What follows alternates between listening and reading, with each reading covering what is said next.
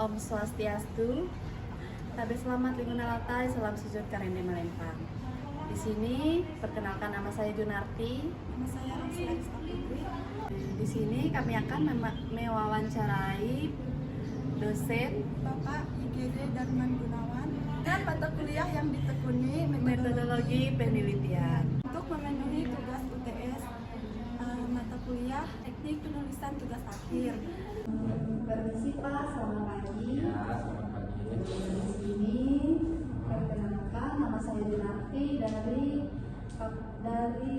Prodi PGSD semester 4. Nah, di sini tujuan kami mau mewawancarai Bapak untuk memenuhi UTS mata kuliah penulisan teknik penulisan tugas akhir. Ya, terus Mas. Ya, dosen pengampunya Pak Dedi Arianto Barus. Iya. Ya, silakan, boleh. Mau apa yang ingin ditanyakan? Boleh namanya, Dek. Baik Pak, perkenalkan, nama saya Rosla Putri. Rosi.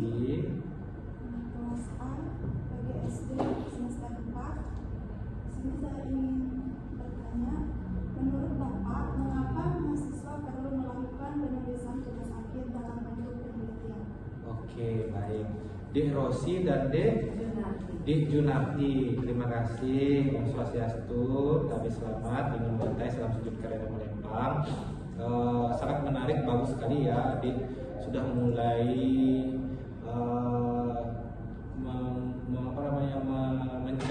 mencari tahu kenapa mahasiswa perlu menyelesaikan tugas akhir berupa penelitian.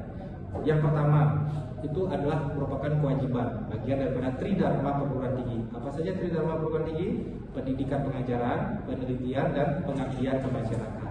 Pendidikan pengajaran dilakukan di kelas, dan itu ya, kemudian praktikum dan seterusnya. Kemudian penelitian, nah inilah penelitian salah satunya tugas akhir mahasiswa sebagai kewajiban adik-adik lulus.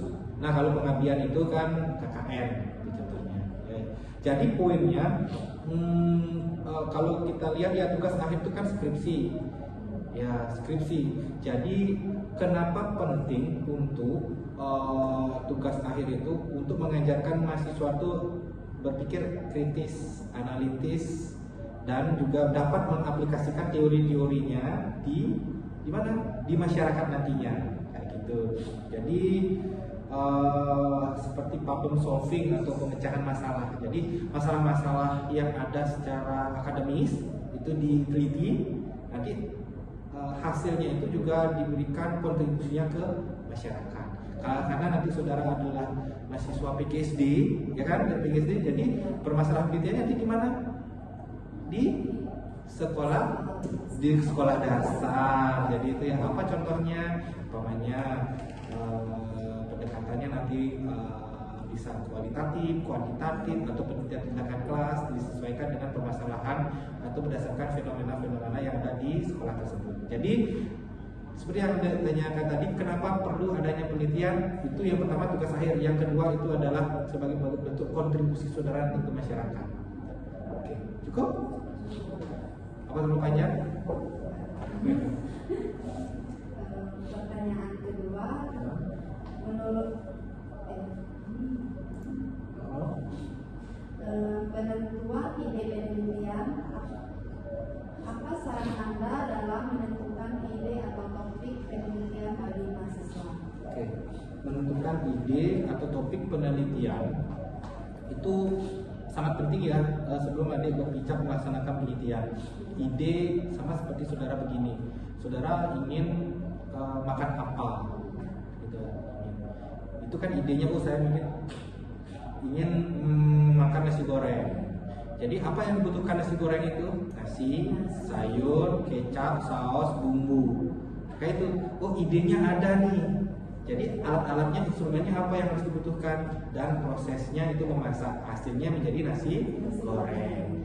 Terus ternyata ada kendala permasalahan dalam nasi goreng tersebut. Oh, ternyata nasi gorengnya maunya yang ala apa, spesial kah atau apa. Dan itu yang penentuannya nanti sama seperti penelitian. Sebelum penelitian tuh topik atau idenya dulu. Dek maunya apa nih penelitiannya, kualitatif, kuantitatif, PTK ditentukan dari perumusan ide-ide tersebut. Penting sekali. Ketika kita melihat berdasarkan data dan fakta, kemudian fenomena-fenomena, tercetuslah ide atau topik penelitian yang nanti akan menjadi awal pijakan membuat suatu rancangan penelitian. Itu ya. Jadi selain itu juga ide itu saudara bisa searching dari teman, umpamanya nih ngobrol nih, Jun dan Rosi ngobrol nih apa kakak tingkatnya, oh ternyata di SD A gitu umpamanya ini loh penelitiannya belum terpecahkan, nanti diteliti gitu kayak gitu. Oh tercetus ide di sana dari saudara umpamanya apa namanya diskusi dengan teman, diskusi dengan kakak tingkat. Jadi ide-ide itu akan muncul dan itu menjadi fondasi untuk membuat topik kemudian rancangan penelitian. Sangat memperasa itu. Cukup? Oke. Selanjutnya penentuan metodologi. Bagaimana cara menentukan tinjauan pustaka? Nah, Bapak mau tanya tinjauan pustaka itu apa sih? Apa ya tinjauan pustaka? Sebelum menentukan dalam metodologi tinjauan pustaka, kenapa kita penting menentukan tinjauan pustaka? Pustaka itu apa sih? Sumber referensi. Ya, pintar sekali. Jadi gini, tinjauan pustaka penentuan dalam salah satu kerangka metode penelitian itu jadi mencari kajian-kajian kepustakaan yang relevan, meninjau, namanya ditinjau, tinjauan pustaka meninjau kan. Oh ini penelitian D dan pustaka-pustaka yang lainnya, entah itu buku, dengan pustaka kan, pustaka bisa buku, bisa hasil penelitian terdahulu, bisa juga artikel hasil penelitian. Artikelnya dapatnya di mana? Di Google? Di Google School? Iya, di Google Scholar. Kalau buku di mana? Di Iya, hasil penelitian skripsi, tesis di perpustakaan juga. Jadi tinjauan-tinjauan perpustakaan itu untuk mencari posisi penelitian yang akan diteliti. Ya itu ya. Kalau biasanya ya di kajian pustaka itu ada namanya penelitian relevan sesuai dengan di buku pedoman. Nanti adik mencari 3 sampai 5 penelitian-penelitian yang relevan yang akan menjadi posisinya. Gitu. Paham maksudnya? Apa yang tadi Bapak bilang? Berarti tinjauan pustaka itu adalah mencari sumber-sumber yang relevan, yang sesuai ya dengan penelitian yang sesuai. Bapak rasa cukup ya yang tadi terkait dengan mengapa mahasiswa perlu melakukan tinjauan pustaka atau literatur review, yaitu untuk salah satu langkah penulisan memahami, memposisikan penelitian saudara dengan penelitian yang terdahulu. Seperti tadi Bapak bilang, Bapak sampaikan bagaimana mahasiswa itu mengetahui persamaan, kemudian apa? Perbedaan dan relevansi. Betul sekali pintar. Jadi setelah mengetahui posisi 3 itu adalah mencari kontribusi penelitian saudara itu, gitu ya, dengan berikutnya. Oke, selanjutnya ada lagi pertanyaan? Cukup? Oh ada, silakan. Apa saran dan masukan Bapak bagi mahasiswa yang baru pertama kali melakukan penelitian? Wah, ini keren nih. Jadi sama seperti Bapak dulu, tampaknya akan terasa sulit ya, sulit, susah. Aduh apa sih ini? Kalau dipikirin aja tidak melangkah, sulit juga. Jadi yang pertama, saudara harus memiliki motivasi, saya harus lulus tepat waktu. Ketika itu sudah ada dalam benak saudara, seberat apapun langkah atau kendala yang saudara hadapi, itu akan terasa mudah. Yang kedua, jangan takut untuk bertanya dengan teman, dengan dosen, dengan kakak tingkat. Yang ketiga, pahami buku pedoman penulisan skripsi dan teknik penulisan tugas akhir, itu yang poin pentingnya. Nah, dari semua itu nanti dirangkum saudara perlu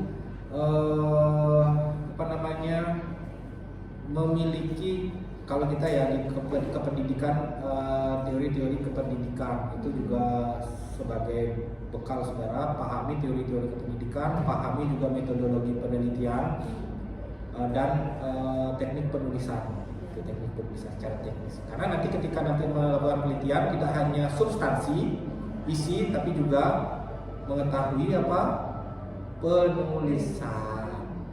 Ada lagi yang mau ditanyakan? Topik umpamanya menentukan topik tadi kan karena ide pertama, topik ide setelah tercetuskan membuat permasalahan. Biasanya mahasiswa begini, Pak, saya mau konsultasi judul, bukan dari judul, beranjak dari topik, ide, permasalahan penelitian, baru nanti dirumuskan ke judul. Setelah ada judul, latar belakang, baru ke judul. Itu ya, judul itu akan dinamis, akan terus berubah. Jadi saran Bapak, motivasi diri sendiri dulu, karena begini, tidak ada yang bisa menyelesaikan tugas akhir ini kalau tidak mahasiswa itu sendiri, diri sendiri. Itu ya. Tapi perlu bantuan siapa? Bantuan informan, bantuan arahan, bantuan bimbingan dari pembimbing, kemudian diskusi dengan teman sebaya dan seterusnya. Itu menjadi poin penting. Tetap berusaha, berdoa, dan belajar terus belajar. Bapak rasa itu. Kemudian tadi juga studi kajian kepustakaan juga penting, baca-baca referensi itu penting. Biasanya kan begini. Nah, Bapak lagi satu untuk awal ini ke perpustakaan, caranya jangan baca semuanya skripsi, caranya baca judul dulu, baca, oke, baca daftar isinya, abstraknya. Sorry Bapak Larat ya.